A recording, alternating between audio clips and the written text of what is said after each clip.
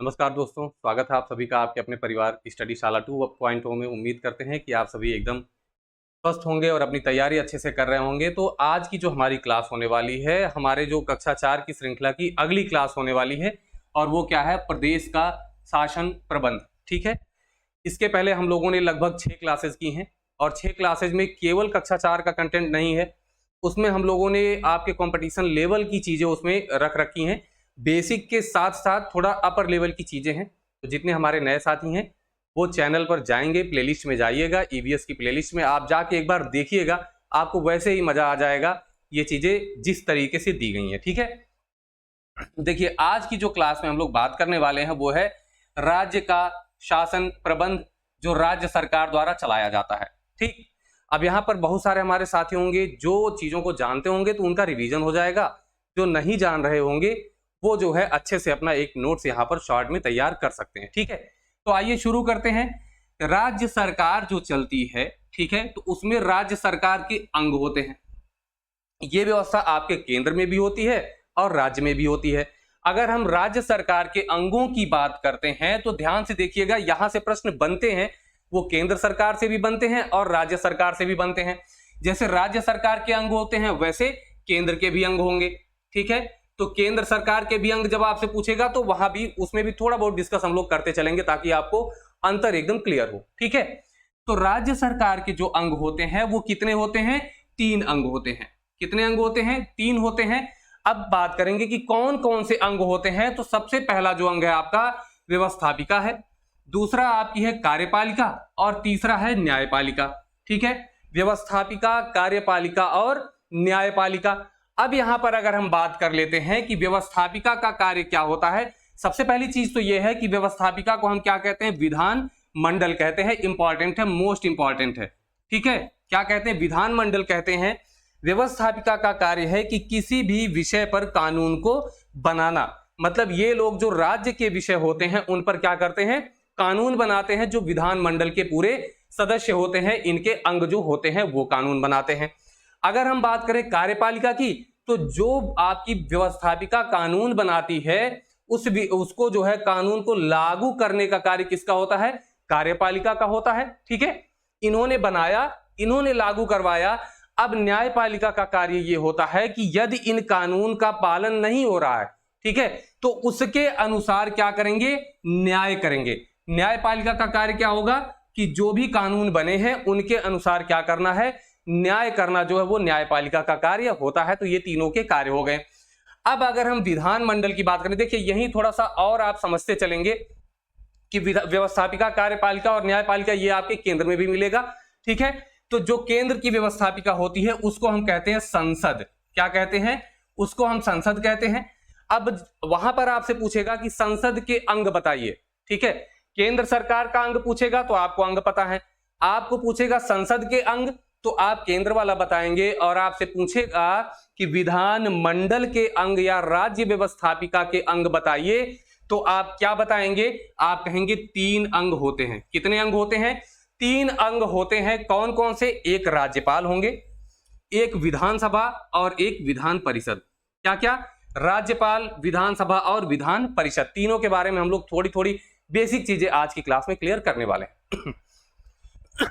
ठीक है, चलिए, यदि मैं बात करूं कि अगर यही केंद्र की संसद की बात होती तो राज्यपाल की जगह पर राष्ट्रपति हो जाते, विधानसभा की जगह पर लोकसभा हो जाती और विधान परिषद की जगह पर राज्यसभा हो जाती। तो ये 3 अंग बनते संसद के, और विधानमंडल के 3 अंग राज्यपाल, विधानसभा और विधान परिषद हो गया। कार्यपालिका के अंगों की अगर बात करें तो राज्यपाल, मुख्यमंत्री और मंत्रिमंडल, जो मुख्यमंत्री का मंत्रिमंडल होता है, ये तीनों लोग मिलकर के क्या बनाते हैं? कार्यपालिका बनाते हैं। ठीक है, तो आपसे ऐसे पूछेगा कि निम्न में से कौन सा अंग जो है किसका विधानमंडल का नहीं है या कार्यपालिका का नहीं है, तो ऐसे आपसे प्रश्न पूछा जाएगा। ठीक है, तो 3 ये होंगे, एक चौथा कोई दे दिया जाएगा और वहां पर आप क्या करेंगे? गलती कर देंगे तो 1 नंबर चला जाएगा। इसका आप विशेष ध्यान रखेंगे। न्यायपालिका की बात करें तो देखिए उच्च न्यायालय आता है जो कि आपके राज्य में सबसे ऊपर होता है। ठीक है, और सर्वोच्च न्यायालय कहां पर होता है? केंद्र में सबसे ऊपर होता है। और क्या होता है? उच्च न्यायालय का खंडपीठ भी है, जो कि आपका देखिए उच्च न्यायालय इलाहाबाद में है और इसका खंडपीठ कहां पर है? लखनऊ में है, ये ध्यान रखेंगे।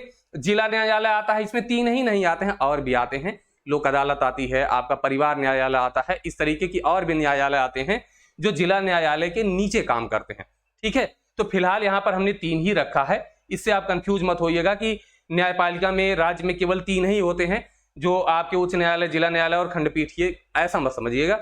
इनमें 3 ही होते हैं, ये आप ध्यान में रखेंगे। तो उम्मीद करते हैं कि ये आपको समझ में आ गया। अब थोड़ा सा हम लोग आगे बढ़ते हैं। ठीक है, देखिए यहां पर लिखा है कि प्रदेश का विधानमंडल राज्यपाल, विधानसभा और विधान परिषद से मिलकर बना है। तो अब इसमें से एक एक लेकर के हम लोग थोड़ी थोड़ी जो है जानकारी यहां पर लेते चलेंगे और इसको देखते चलेंगे कि इसमें क्या क्या चीजें हैं। ठीक है, बेसिक से चलिए। जैसे आपका जो है केंद्र में राष्ट्रपति आपके जो होते हैं वो देश के मुखिया होते हैं, वैसे ही राज्यों में जो राज्यपाल होते हैं वो राज्य के मुखिया होते हैं। किसके? राज्य के मुखिया होते हैं। इनकी नियुक्ति कौन करता है? तो इनकी नियुक्ति करते हैं राष्ट्रपति। इनकी नियुक्ति किसके द्वारा होती है भाई? इनकी नियुक्ति होती है राष्ट्रपति जी के द्वारा। लेकिन अगर हम बात करें कि इनको शपथ कौन दिलाता है, राज्यपाल को शपथ कौन दिलाता है, तो चलिए आप कमेंट बॉक्स में फटाफट से लिख दीजिए कि राज्यपाल को शपथ कौन दिलाता है। राज्यपाल का निवास कहां पर है? राजभवन लखनऊ। ये आपसे पूछा नहीं जाएगा।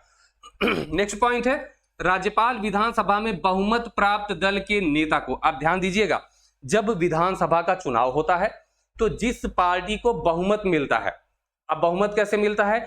जितना उस राज्य के विधानसभा में जितनी सीटें होंगी उसके 50% से अधिक सीटें लानी होंगी, तो वो जो दल होगा उसको बहुमत प्राप्त हो जाएगा। अब उस बहुमत प्राप्त दल के नेता को सरकार बनाने के लिए कौन आहूत करता है, कौन बुलाता है? तो आप कहेंगे सर राज्यपाल बुलाता है, और उन्हीं बहुमत दल के नेता को जो है मुख्यमंत्री बना दिया जाता है। कौन नियुक्त करता है? राज्यपाल कर देते हैं नियुक्त। ठीक है, आगे अगर बात करें कि मुख्यमंत्री की सलाह पर, यह ध्यान दीजिएगा कि मुख्यमंत्री की सलाह पर और भी जो विधायक होते हैं उनमें से मंत्री बनाया जाता है, जो कि मुख्यमंत्री का मंत्रिमंडल बनता है, और वही मंत्रिमंडल मुख्यमंत्री और राज्यपाल मिलकर के क्या बनाते हैं?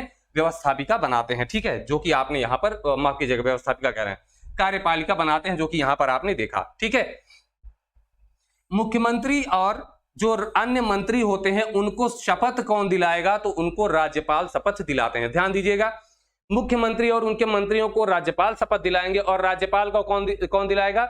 वो उच्च न्यायालय का या तो मुख्य न्यायाधीश होगा, या तो अगर मुख्य न्यायाधीश नहीं उपस्थित हैं तो जो वहां पर वरिष्ठ न्यायाधीश होते हैं वो शपथ दिलाते हैं। ठीक है, इतनी चीजें आ गई। यहां पर मैंने बताया ना, जो आपका हाई कोर्ट होगा इसी के जो चीफ जस्टिस होंगे, मुख्य न्यायाधीश होंगे, वो या तो इनकी जगह पर कोई वरिष्ठ होगा तो वो इनको शपथ दिलाता है। अब यहां पर कुछ और भी चीजें आपसे बात कर लेते हैं। ठीक है, पहली चीज तो ये है, देखिए इतनी चीजें तो आपकी हो गई जो आपके कक्षा 7 की किताब में दी गई थी। अब अगर हम बात करते हैं कि इनका जो है अनुच्छेद, किस अनुच्छेद में वर्णन होता है, राज्यपाल जी का किस अनुच्छेद में वर्णन होता है, और इनकी जो है आयु कितनी होनी चाहिए न्यूनतम। ठीक है, तो न्यूनतम आयु की बात करें तो 35 होनी चाहिए, और अगर हम लोग अनुच्छेद की बात करें तो इनका होगा 153। अब कैसे पता? देखिए आपके जो राष्ट्रपति हैं, ठीक है, राष्ट्रपति का वर्णन जो है किसमें दिया है? अनुच्छेद 52 में। किसमें दिया है? अनुच्छेद 52 में। तो इसी में 101 प्लस करना होता है, आपका आ जाएगा किसका? राज्यपाल का। ठीक है, ओके है, इतना क्लियर हो गया आपको? चलिए, इतनी चीजें हैं जो मुख्यमंत्री के बारे में अभी आपको, माफ कीजिएगा, राज्यपाल के बारे में अभी आपको जान लेनी है। जब हम लोग इसकी अलग से क्लास करेंगे, आपके जो है संविधान की क्लास अलग से लेंगे, तो और चीजें आपको अच्छे से इसमें दिखाई जाएंगी, बताई जाएंगी। चलिए, नेक्स्ट हमारा है विधान परिषद। ठीक है, ये व्यवस्थापिका का जो दूसरा है, राज्यपाल के अलावा जो सदन है। हाँ, अब यहां पर बात कर लेते हैं। आपसे 2 चीजें पूछ सकता है। एक आपसे पूछेगा कि विधान मंडल के अंग बताइए, या व्यवस्थापिका, राज्य व्यवस्थापिका के अंग बताइए, तो आप कहेंगे सर राज्यपाल होता है, विधानसभा और विधान परिषद। लेकिन यदि वो पूछ ले कि विधानमंडल के सदन कितने हैं, क्या कहेगा? विधानमंडल के सदन कितने हैं? तो सदन मतलब घर। ठीक है, तो वो घर जिसमें लोग चुन के आते हो। तो राज्यपाल तो घर होता नहीं है, वो तो एक पद है। लेकिन विधानसभा और विधान परिषद सदन होता है, इसलिए आप कहेंगे कि विधानमंडल के 2 सदन होते हैं। ये ध्यान में रखेंगे। तो सदन कितने होते हैं? 2 होते हैं, ये ध्यान रखिएगा। और अंग कितने होते हैं? तो आप कहेंगे कि सर अंग कितने होते हैं? 3 होते हैं। ठीक है, अब हम बात करते हैं विधान परिषद की। अब सबसे पहले ये आप समझ लीजिए कि विधान परिषद जो है वो कितने राज्यों में है। ठीक है, विधान परिषद कितने राज्यों में है। यहां पर एक चीज मैं आपको बता दूं, जो विधान मंडल है आप नोट कर लीजिएगा। विधान मंडल, ठीक है, ये एक्स्ट्रा जानकारी आपके लिए है। अनुच्छेद कितने में है? 168। ठीक है, विधानमंडल 168 में है। और विधान परिषद जो आपका आएगा, आगे अभी हम इसके बारे में डिस्कस भी करेंगे, जो एक जगह पे हम लोग जो है कंपैरिजन करके पढ़ेंगे। ये विधान परिषद आपका 171 में, ठीक है, और विधानसभा आपका 170 में आएगा। हाँ, अब देखिए विधान परिषद के अगर हम गठन की बात करते हैं तो ये आता है अनुच्छेद 169 में। ठीक है, विधानमंडल जो है आपका 168 अनुच्छेद में है। विधान परिषद का गठन 169 में है कि कैसे गठन किया जाता है, लेकिन विधान परिषद के बारे में अनुच्छेद 171 में है। ये आपको एकदम दिमाग में बैठा लेना है। ठीक है, अब यहां पर बात करते हैं कि गठन कैसे होता है। जब कोई राज्य जो है 2/3 बहुमत से केंद्र सरकार को भेजता है कि हमें विधान परिषद की जरूरत है। ठीक है, विधानसभा के 2/3 बहुमत से अगर भेजा जाता है तब विधान परिषद का गठन होता है। ये आप ध्यान में रखेंगे 169। ठीक है, ये 2 चीजें ये क्लियर हो गई, एक ये क्लियर हो गया। अब विधान परिषद के बारे में एक चीज यहां पर और पढ़ लेते हैं। सबसे पहले कि यहां पर लिखा हमारे प्रदेश में विधान परिषद भी है। ठीक है, इसका मतलब हर जगह पर नहीं होती होगी। तो आप कहेंगे सर ऐसा कैसे? तो मैं बोलूंगा कि भैया इस समय वर्तमान में केवल 6 राज्य ऐसे हैं जहां पर विधान परिषद है। कितने राज्य हैं? 6 राज्य हैं जहां पर विधान परिषद है। 7 थे, लेकिन जैसे ही जम्मू कश्मीर से जम्मू कश्मीर को वहां से राज्य के दर्जे से हटाया गया, जो विशेष राज्य का दर्जा दिया गया था, तो वहां की विधान परिषद को क्या किया गया? रद्द कर दिया गया। तो अब केवल 6 राज्य बचे। कौन कौन से बचे? तो यूपी और बिहार, ये आप याद करेंगे। ठीक है, यूपी बिहार। अगर आप मैपिंग से याद करते तो आपको और भी बेहतर तरीके से याद होता। ठीक है, मैपिंग से याद करेंगे तो और भी बढ़िया से याद होगा। देखिए यूपी बिहार हो गया, उसके बाद आपका मध्य प्रदेश, महाराष्ट्र का, माफ कीजिएगा, मध्य प्रदेश नहीं है, महाराष्ट्र है, कर्नाटका है। ठीक है, नीचे के 4 राज्य हैं लगातार। उसके बाद आपका है आंध्रा है, आंध्र प्रदेश है और तमिलनाडु। ठीक है, तो ये आपके हो गए 4।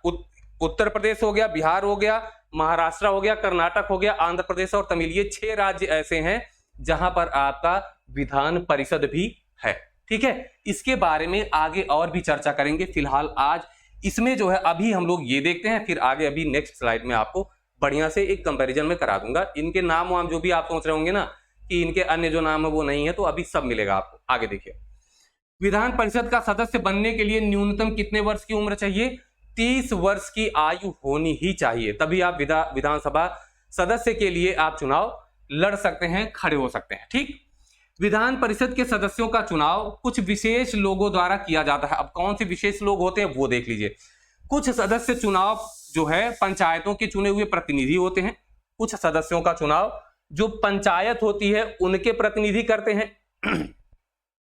कुछ का चुनाव जो शिक्षक होते हैं उनके द्वारा किया जाता है। कुछ का चुनाव जो है वो स्नातक परीक्षा पास लोगों द्वारा किया जाता है। और कुछ को विधान परिषद के लिए जो है कौन नामित करता है? राज्यपाल जो है नामित करते हैं, उनको मनोनीत करते हैं। फिलहाल ये अभी यहां पर इतना बड़ा ये विषय नहीं है, इसको हम जब मुख्य क्लास में चलेंगे तो इसको पढ़ेंगे। आगे देखिए, इन सभी सदस्यों को विधायक या एमएलसी कहते हैं। क्या कहते हैं? एमएलसी। तो आपको 3 चीजें एमपी, एमएलए और एमएलसी आज की क्लास में समझ लेनी है। यदि कोई विधान परिषद का सदस्य होगा, अब परिषद होता है, परिषद को हम बोलते हैं काउंसिल। ठीक है, क्या बोलते हैं? काउंसिल। काउंसिल मतलब होती है परिषद। और एमएल, मेंबर ऑफ एल से होता है लेजिस्लेटिव। एम से हो गया मेंबर, एल से लेजिस्लेटिव और सी से होता है काउंसिल। तो जैसे काउंसिल आपको दिख जाए तो आप समझ जाइएगा परिषद के सदस्य हैं ये। तो MLC, एम से मेंबर, एल से जो है लेजिस्लेटिव, मेंबर ऑफ लेजिस्लेटिव, सी से काउंसिल। तो काउंसिल आपको दिखा तो आप समझ गए कि विधान परिषद की बात हो रही है, ये वहां से चुन के आए हैं। ठीक है, विधान परिषद के सदस्य अपने सदस्यों में से एक सभापति चुनते हैं, एक सभापति चुनते हैं जो कि यहां का विधान परिषद का सभापति होता है। ठीक है, ओके है। एक मिनट,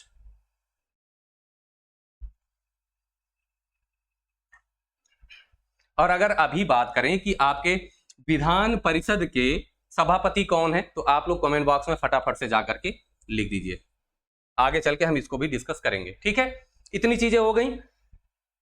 नेक्स्ट अब बात करते हैं विधानसभा की। किसकी बात करते हैं? विधानसभा की। अनुच्छेद बताइए। अनुच्छेद आप कहेंगे सर 170।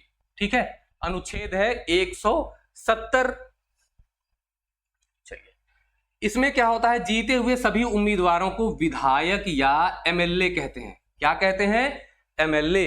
ठीक है, अब यहां पर हम बात करें MLA क्या होता है, M से मेंबर हो गया, L से लेजिस्लेटिव, A से क्या होता है, A से होती है असेंबली, और असेंबली मतलब क्या होती है, सभा। तो जैसे A दिखे आप समझिए कि असेंबली आ गया, मतलब ये विधानसभा के सदस्य होंगे। ठीक है, तो वही होते हैं MLA, जो विधायक जिनको आप डायरेक्टली चुन लेते हैं। ठीक है, ये वही होते हैं। राज्यपाल जो है इसमें भारतीय समुदाय से एक आंग्ल सदस्य, ठीक है, आंग्ल भारतीय समुदाय से एक सदस्य को क्या करते हैं, विधानसभा में सदस्य के रूप में नामित करते हैं। लेकिन अब एक चीज आपको मैं यही बता दे रहा हूं कि संविधान संशोधन जो आपका हुआ था अभी 104वां, ठीक है, 104वां जो संविधान संशोधन था उसके तहत क्या किया गया है, अब जो विधानसभा, ठीक है, विधानसभा और लोकसभा, विधानसभा और लोकसभा में जो मनोनयन होता था, लोकसभा में राष्ट्रपति के द्वारा, राज्यसभा में ये विधानसभा में राज्यपाल के द्वारा जो आंग्ल भारतीय मनोनीत किए जाते थे, अब ये प्रथा समाप्त कर दी गई है। ठीक है, तो अब मनोनयन इनमें नहीं होगा, तो जो एक मनोनयन किया जाता था वो हट गया है। ओके है, चलिए अब ये क्या होता है, विधानसभा में क्या होता है, इनमें भी जो सदस्य होते हैं वो अपना एक अध्यक्ष चुनते हैं। ठीक है, तो अध्यक्ष जो वर्तमान में है उनका भी नाम आप लोग कमेंट बॉक्स में जाकर के लिख दीजिएगा, आगे उस पर हम लोग चर्चा करने वाले हैं। ठीक है, यही न्यायालय देख लीजिए, उसके बाद हम लोग आगे बात करते हैं अगले में। ठीक, चलिए, हमारे प्रदेश का उच्च न्यायालय कहां पर है, प्रयागराज में है, ये आपको पता ही है। इलाहाबाद हाई कोर्ट आप जानते हैं, और खंडपीठ कहां पर है, लखनऊ में आपके खंडपीठ भी है, ये भी आपको प्राप्त है, जहां पर लोग न्याय प्राप्त करने के लिए जाते हैं। न्यायाधीश कानून के अनुसार न्याय करते हैं, और प्रत्येक जिले में भी न्यायालय होता है, जैसा कि मैंने बताया था, जिला न्यायालय जो किसके अधीन होता है, उच्च न्यायालय के अधीन होता है। अब यहां पर एक पॉइंट आप याद करेंगे, Allahabad high court, Allahabad high court की जो स्थापना हुई थी वो कब हुई थी भाई, इलाहाबाद हाई कोर्ट की जो स्थापना हुई थी वो हुई थी 1866 में। कब हुई थी, 1866 में। और यहां पर अगर हम उच्च न्यायालय इसकी बात करें तो इसका अनुच्छेद किसमें दिया गया है, 214 में। किसमें दिया है भाई, अनुच्छेद 214, जो किससे संबंधित है, ये आपके हाई कोर्ट से संबंधित है। ओके है, ध्यान रहेगा। अब यहीं पे हम आपसे प्रश्न पूछ लें कि बताइए सबसे पहले जो हाई कोर्ट बनाए गए थे वो कहां कहां पर बनाए गए थे, तो आप क्या बताएंगे, आप कहेंगे सर पहली बार 3 जगह बनाए गए थे। कब कब बनाए गए थे, एक ही बार में 3 जगह बनाए गए थे। 1861 के अधिनियम के तहत 1862 में 3 हाई कोर्ट बने थे। ठीक है, दिल्ली को छोड़ करके जो स्वर्णिम चतुर्भुज योजना में आपके बड़े शहर आते हैं उन्हीं पे बनाए गए थे। अब आप कहेंगे सर स्वर्णिम चतुर्भुज योजना में कितने हैं, तो मैंने पहले बताया था आपको, दिल्ली, कोलकाता, मुंबई और चेन्नई। तो दिल्ली को छोड़ दीजिए तो कोलकाता, मुंबई और चेन्नई उस समय मद्रास था। ठीक है, तो 3 जगह पे एक ही बार में 1862 में आपके 3 हाई कोर्ट बने थे, ये भी आप ध्यान में रखेंगे। ठीक है, चलिए अब यहां पर हम देख लेते हैं कि विधानसभा और विधान परिषद के जो अब आपके हाई लेवल के हैं, आपके जो प्रश्न आपके पूछे जाते हैं यहां पर यूपी टेट और सुपर टेट में। ठीक है, मैंने बताया ये है वीपी मतलब विधान परिषद, वीएस मतलब विधानसभा आपका यहाँ पर लिखा हुआ है। विधान परिषद के सदस्य को क्या कहते हैं? एमएलसी कहते हैं। परिषद मतलब काउंसिल, एमएलसी हो गया, और ये एमएलए हो गए। ए मतलब असेंबली मतलब सभा, ठीक है। जो विधायक होते हैं उनको एमएलसी और एमएलए बोल देते हैं। अब बताइए विधान परिषद किस अनुच्छेद में है? तो आप कहेंगे सर 171। विधानसभा किस में है? तो 170, ठीक है। इनका विधान परिषद का कार्यकाल कितने वर्ष का? 6 वर्ष का। विधानसभा का कार्यकाल कितने वर्ष का? 5 वर्ष का। न्यूनतम उम्र कितनी चाहिए विधान परिषद के लिए? तो आप कहेंगे सर 30 वर्ष, ठीक है। और अगर हम बात करें कि न्यूनतम उम्र विधानसभा के लिए, तो आप कहेंगे 25 वर्ष। क्या कहेंगे भाई? 25 वर्ष। अब यहीं पर एक चीज और ध्यान दीजिएगा, 30 वर्ष होने की वजह से इनको हम क्या कहते हैं? बूढ़ों का सदन कहते हैं। क्या कहते हैं? बूढ़ों का सदन या वृद्धों का सदन। बूढ़ों का सदन, क्या पता प्रश्न पूछ ही ले, शब्दों का हेर फेर है। और ये 25 वर्ष मतलब युवा हैं, ठीक है भाई। वैकेंसी नहीं आ रही है, पता नहीं कितने हमारे ऐसे साथी होंगे जो इस वाली कैटेगरी में पहुंच गए होंगे, और ये बहुत दुख की बात है।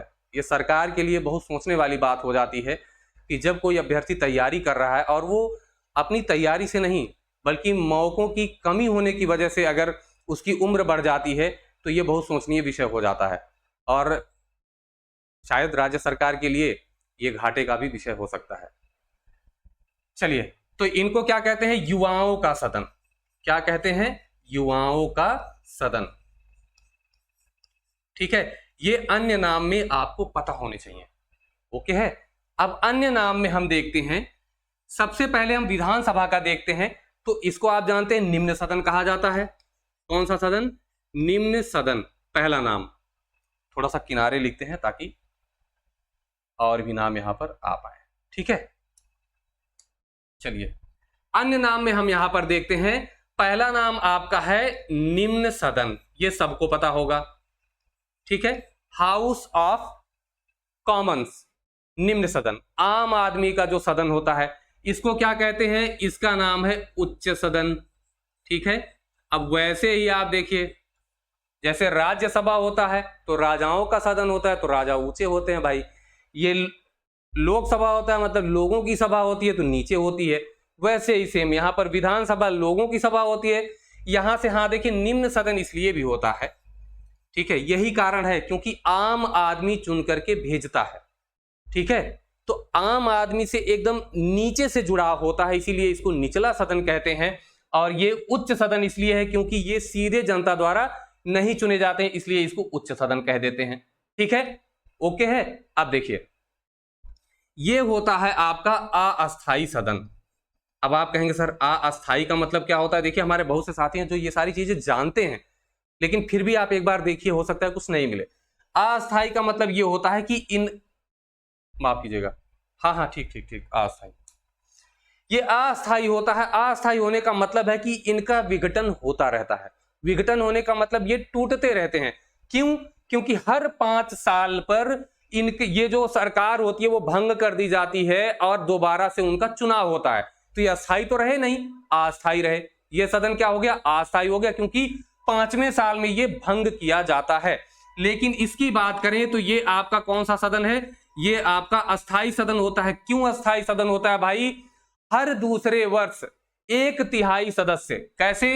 हर दूसरे वर्ष पर क्या होता है? 1/3 सदस्य जो होते हैं वो क्या होते हैं? वो वहां से रिटायर होते हैं और नए का चुनाव होता है। तो ये कभी भंग ही नहीं होता है ना। हर देखिए, जैसे हर दूसरे वर्ष 1/3 सदस्य जब आ गए तो अब उनका कार्यकाल 6 वर्ष का, फिर बीच में जिनका पूरा हुआ वो भी आ गए, फिर उनका कार्यकाल अगले 6 वर्ष तक के लिए। तो ये कभी भंग होती ही नहीं है, ठीक है। अगर आगे हम बात करें कि निम्न सदन, अस्थाई सदन हो गया आपका, निम्न सदन हो गया। अब इनको हम कहते हैं प्रत्यक्ष सदन, ठीक है, प्रत्यक्ष सदन, और ये होते हैं अप्रत्यक्ष सदन। अब इसका क्या फंडा है? तो प्रत्यक्ष मतलब होता है सीधे, जो सीधे जनता से चुने जाते हैं वो प्रत्यक्ष हो गए, और जो सीधे जनता से नहीं चुने जाते वो अप्रत्यक्ष हो गए। लेकिन इसमें जो है अप्रत्यक्ष और प्रत्यक्ष भी होता है, क्योंकि कुछ ऐसे होते हैं जो सीधे जनता से, जैसे अभी हमने बताया ना, शिक्षक द्वारा चुने जाते हैं कुछ, ये वो हो गए, ठीक है। फिर अगर हम बात करें कि ये होता है आपका प्रथम सदन, कौन सा सदन? प्रथम सदन होता है, और ये आपका होता है द्वितीय सदन। अब आप कहेंगे सर प्रथम और द्वितीय सदन क्या है? प्रथम सदन इसलिए है कि जो मुख्यमंत्री आपका बनता है वो विधानसभा का सदस्य होता है, इसीलिए ये प्रथम सदन है। और बाकी जो है, क्योंकि विधानसभा का मुख्यमंत्री जो है वो विधान परिषद का नहीं होता है, इसलिए इसे द्वितीय सदन भी हम लोग कहते हैं। ठीक है, ये अन्य नाम है, ये मैंने इसलिए बताए आपको ताकि आपको ये याद हो जाए। ठीक है, चलिए अब आगे हम लोग देखते हैं क्या है। वर्तमान में कितनी संख्या है विधानसभा में और विधान परिषद में? तो विधानसभा में आपकी है 403। वर्तमान में कितनी है? 403। एक जो मनोनीत किए जाते थे वो हट गए। ठीक, यहां पर वर्तमान में अगर हम देखें कि विधान परिषद में तो आपकी सीटें कितनी है इस समय? 100। विधान परिषद में जो है उत्तर प्रदेश की मैं बात कर रहा हूं। ठीक है, कहां की? उत्तर प्रदेश की बात हो रही है। अब देखिए, विधानसभा में अधिकतम कितनी संख्या हो सकती है? 500 सीटें हो सकती हैं, और न्यूनतम कितनी हो सकती हैं? 60। क्या हो सकता है? अधिकतम 500 और न्यूनतम 60 हो सकता है। इसके अपवाद भी हैं, 3 अपवाद हैं, मैपिंग से याद करेंगे तो याद हो जाएगा। जो आपके पूर्वोत्तर भारत है वहां के 2 हैं, एक आपका मिजोरम, एक सिक्किम। कौन सा है? एक है आपका मिजोरम, एक है आपका मिजोरम, ठीक है, और एक आपका कौन सा है? सिक्किम। और मिजोरम की राजधानी बताइए और सिक्किम की राजधानी ना लिख पाइए तो मन में काउंट करिए। और एक आपका है गोवा, गो और आ, जाओ और आओ। ठीक है, तो ये है गोवा। आपका मिजोरम में कितना है? 40, गोवा में कितना है? 40, और सिक्किम में कितना है? 32। ठीक है, कैसे याद हुआ आपको? आपने देखा कि जो इंडिया का पूर्वोत्तर भारत का मैप है तो जो इस तरीके से है, किनारे यहां पर मिजोरम जो आपका है ये एक हो गया, एक सिक्किम जो यहां पर उठा हुआ है ये हो गया, और एक जो मुंबई के पास में छोटा सा गोवा है वो हो गया। ठीक है, तो 3 आप याद करके चलेंगे। इसीलिए मैं बोलता हूं कि मैपिंग अगर आप पढ़े रहेंगे तो आसान हो जाता है। ठीक है, वर्तमान में अध्यक्ष कौन है भाई? वर्तमान में जो इसके अध्यक्ष हैं वो हैं सतीश महाना। मैंने अभी आपसे प्रश्न पूछा था, सतीश महाना है। और यहां पर बात कर लेते हैं आप, अधिकतम संख्या कितनी हो सकती है? तो ये हो सकती है आपके विधानसभा की, किसकी? विधानसभा की, VS, विधानसभा की 1/3, विधानसभा की अधिकतम 1/3 संख्या यहां पर हो सकती है। ठीक है, और न्यूनतम कितनी हो सकती है? 40। न्यूनतम कितनी हो सकती है? 40 हो सकती है। और वर्तमान में कौन है भैया? तो मानवेंद्र सिंह। कौन है? मानवेंद्र सिंह। अब आप कहेंगे सर यहां भी तो अपवाद था, है ना? आपका जो जम्मू कश्मीर था उसके पास 36 सीटें थी। किसके पास? जम्मू कश्मीर के पास। लेकिन जब अब जम्मू कश्मीर रहा ही नहीं, वहां विधान परिषद रही ही नहीं, तो ये अपवाद आपका क्या हो गया भैया? खत्म। ठीक है, तो ये रही आज की आपकी क्लास। क्लास अगर अच्छी लगी हो तो बिल्कुल लाइक, सब्सक्राइब और शेयर जरूर करिएगा। इसका आप लोग स्क्रीनशॉट ले लीजिएगा, तो विधानसभा और विधान परिषद मुझे लगता है कि एक पेज में ही आपका सब क्लियर हो जाएगा। आप स्क्रीनशॉट ले सकते हैं। ठीक है, बाकी अब अगली क्लास जो आपकी होगी वो क्लास 5th की होगी, और धीरे धीरे हम लोग उसको, वो ज़्यादा लंबी नहीं होगी, कक्षा 5 की जो क्लास होगी वो उसको पार्ट वाइज कर लेंगे हम लोग। उसके साइंस के जो पार्ट हैं वो अलग अलग कर देंगे, और बाकी GS वाला जो पार्ट है वो अलग कर देंगे, और एक एक वीडियो में पूरा हम लोग कवर कर देंगे बहुत ही कम टाइम में। ठीक है, तो चलिए आज की क्लास यहीं पर समाप्त होगी, फिर मिलेंगे नेक्स्ट वीडियो में। तब तक के लिए नमस्कार, धन्यवाद, जय हिंद।